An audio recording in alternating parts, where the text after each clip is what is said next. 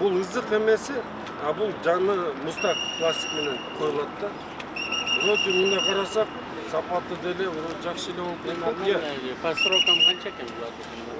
Постоянно текшерип атабыз. Экинчи слой болгондо, биринчи слой. Азыраакпы бул эмне мындай? Бул жерде аябай эле катуу. Бул жерде эме кум жок. Жок, эвакуатордон дагы жанагы беркиттей. Надо вот 20 машинаны МВДныкын полностью на 3 месяца сюда загрузить. Жана айтып аткан бүт эме ыкмаларды бияка киргизебиз дагы. Это будет показатель. Потом будет любую эмetse мына маяктан көргүлөчү деп. Потому что вот видите, ачык асман. Помните здесь? Сразу. Молодцы, мына бояк жакшы болду. Мына гаражандар деле эмне жабылды деп эч ким эметкен жок. Давай чыдайлы, баарыбыз бүтүрөйлү.